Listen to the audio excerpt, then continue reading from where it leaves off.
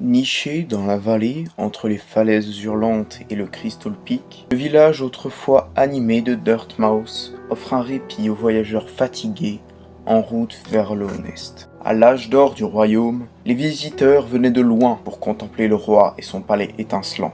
Mais une infection dévastatrice a coûté la vie à une grande partie de la société de l'Honest, et tous les chemins vers le royaume furent scellés afin d'empêcher sa propagation. Maintenant, ce petit village est tout ce qu'il reste de ce glorieux royaume. Tous les autres chemins étant fermés depuis des générations à la suite de la calamité qui détruisit le royaume, un vieux puits asséché sert désormais de seul moyen d'entrer à l'Honest. Poussés à se cacher ou attirés par la promesse de richesse dans les profondeurs, de nombreux habitants du village ont disparu, laissant un silence inquiétant dans l'air.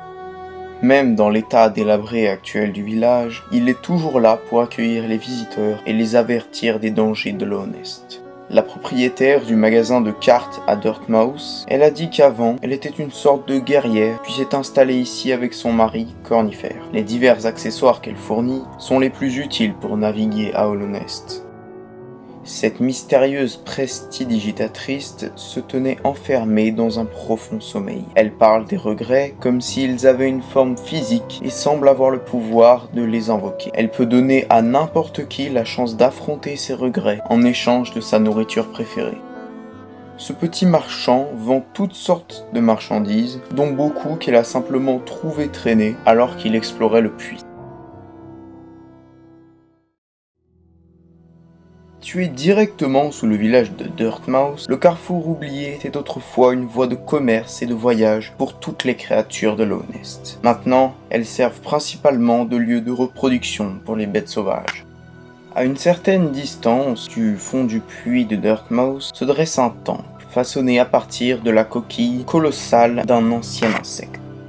Ses fenêtres richement encadrées jettent une lumière pâle sur la route à l'extérieur qui laisse entrevoir une certaine importance historique. Mais peu d'insectes peuvent se souvenir qu'il s'appelle le Temple de l'œuf noir. En entrant dans le temple, l'origine de son nom devient claire. Quelque chose de puissant dans l'aura de cette créature, mais elle ne semble pas malveillante. En fait, il semble être plus qu'heureux d'aider ceux qui le recherchent. Pourtant, étant donné l'abondance de créatures dangereuses dispersées dans sa maison ancestrale, il serait préférable de rester à l'écart. Cette limace corpulente dirige la boutique de charme à périphérie d'un village abandonné, dans l'un des coins inférieurs du carrefour oublié. Ceux qui partagent son amour des charmes peuvent trouver ses marchandises afin que son service de bénédiction. Une sorte de cartographe itinérant. Ce personnage intéressant connaît la configuration du terrain mieux que tout autre insecte vivant. Son obsession pour la cartographie le pousse constamment de plus en plus profondément dans ce royaume. Lorsqu'il n'est pas en train d'explorer et de cartographier les profondeurs de l'Honest, on le trouve généralement dans sa boutique à Dirtmouth avec sa femme Iselda. Un guerrier fier et quelque peu arrogant qui est venu de loin à l'Honest à la recherche de puissants adversaires. Il souhaite prouver sa force dans l'arène ultime de l'Honest s'il parvient à la trouver. Paradis verdoyant et luxuriant où la vie végétale a prospéré à la suite de l'infection. Sa couverture dense et moussue, sa végétation diversifiée et ses vastes lacs d'acide côtoient désormais les ruines tragiques des terres voisines. Des piliers et des pierres en forme d'œufs avec des sculptures en tourbillon peuvent être trouvés de partout au Verchemont. Ils apparaissent dans une variété de tailles, certaines plus petites que l'insecte moyen et d'autres absolument immenses. Leur but n'est pas clair, tout comme l'identité des sculpteurs. Et il est également possible que les motifs tourbillonnants soient un phénomène naturel. Le lac Doon dit avoir été autrefois la demeure d'un grand esprit gardien vénéré par les moussus. Les eaux acides de ce lac, parfaitement calmes, s'étendent à perte de vue. Au bout de ce couloir sombre, une grande créature menaçante, connue uniquement sous le nom du chasseur, est cachée dans la mousse et les feuilles. Une lueur intimidante, peut-être attend-il de tendre une embuscade à un malheureux insecte qui pourrait s'y introduire, peut-être attend-il quelqu'un, une personne pour lui transmettre ses connaissances. L'un des trois célèbres Nailmaster est le gardien de l'ancienne technique connue sous le nom de Great Slash. Il a peut-être troqué son aiguillon contre un pinceau et une toile, mais ses compétences ne se sont sûrement pas émoussées. Un petit insecte avec une langue bien pendue et un penchant pour les ennuis. Il se vante de ses nombreuses victoires contre des bêtes féroces, bien que le simple fait que son aiguillon soit en bois et donc inefficace comme arme remette en question la légitimité de ses prétentions.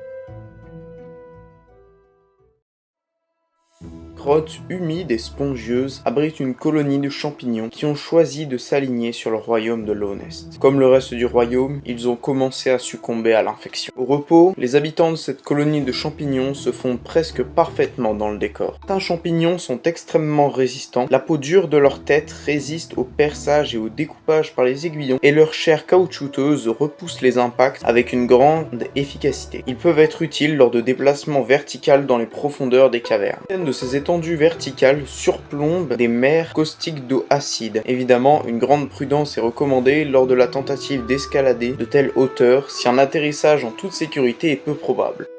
Témoignage du dévouement d'Holonest à unir les habitants des terres voisines, la station de l'arène relie Brume Canyon et les cavernes nocives au reste du royaume via les tunnels de coléoptères, permettant un voyage rapide et pratique vers l'une ou l'autre région depuis presque n'importe où. À une époque plus animée, on dit qu'elle était l'une des stations les plus fréquentées du royaume, avec des centaines d'insectes, voire des milliers entrant et sortant de la région. Le roi Pal s'intéressait apparemment beaucoup au génie civil, comme en témoignant les projets de construction complexes trouvés dans les confins du royaume. La station de la reine est particulièrement impressionnante, compte tenu des environnements inhospitaliers qu'elle relie. Avoir construit une station de coléoptères aussi spacieuse, si profondément dans Holonest et avec un impact minimal sur le paysage environnement est vraiment une réalisation monumentale. Bien que certains puissent appeler les gens de la tribu des Mantes de simples sauvages, leur culture a une riche histoire ancrée dans les traditions qui remontent bien avant la naissance de Lownest. La tribu protège farouchement son territoire, allant jusqu'à montrer des masques de bêtes abattus sur les poteaux à ses frontières pour dissuader les envahisseurs potentiels de mettre les pieds sur leur sol. Les Mantes ont évité les avancées technologiques apportées par l'influence du roi Pal, choisissant plutôt de construire leurs bâtiments à partir d'os et de tendons. Cela ne veut pas dire qu'il manque de technologie cependant. Les gens de la tribu des Mantes ont toujours eu une relation avec Holonest qui était au mieux ténue. Il y a longtemps, ils ont convenu une trêve pour protéger leur village de l'extension du royaume. Ils ont conservé leur souveraineté sur leur domaine et en échange, ils ont accepté d'endiguer le flux de bêtes hostiles qui montaient des profondeurs du Nid profond. Ils continuent d'honorer cet accord, même après la chute du royaume. Une guerrière timide qui erre dans les coins les plus profonds et les plus sombres d'Holonest, à la recherche d'adversaires puissants dans sa quête pour devenir plus courageuse et plus forte. Elle manie sa massue, taillée dans la dent d'une ancienne enveloppe, avec une force prudente, quand elle ne se cache pas du danger bien sûr. L'un des rares champignons à avoir jusqu'à présent échappé à l'emprise de l'infection, ce voyageur particulier a été repéré dans de nombreux endroits différents, marmonnant pour lui-même dans une langue oubliée. J'aimerais entendre des histoires sur ces voyages, mais je ne le comprends pas. Demoiselle en détresse dans l'une des chambres basses des cavernes nocives. Elle a d'une manière ou d'une autre erré dans le danger et s'est retrouvée piégée parmi les passages tordus et épineux au-dessus. Maintenant, elle attend qu'un sauveur vienne à son secours. Plus tard dans mon voyage, je l'ai retrouvée à Dirtmouth, nerveusement assise sur un banc. Attendrait-elle encore quelqu'un ? Cet insecte capricieux s'est installé parmi les carapaces des morts dans les hauteurs des cavernes nocives. Il est peut-être incapable de voir, mais son odorat puissant le compense largement. Pour un prix, il propose un certain nombre de charmes très utiles, bien qu'il soit assez délicat et facilement cassable, et il propose également un service de réparation. Le trio des Dames Mantes, ces puissantes guerrières ont gouverné leur tribu avec sagesse et grâce pendant d'innombrables générations. On dit que ceux qui se montrent dignes dans la bataille contre les seigneurs gagnent le respect et l'admiration de la tribu, ainsi qu'un passage sûr à travers leur territoire. Il était autrefois un 4e seigneur, mais sa soif de pouvoir l'a mis en désaccord avec ses collègues dirigeantes et il a été chassé de la tribu des Mantes avec ses partisans.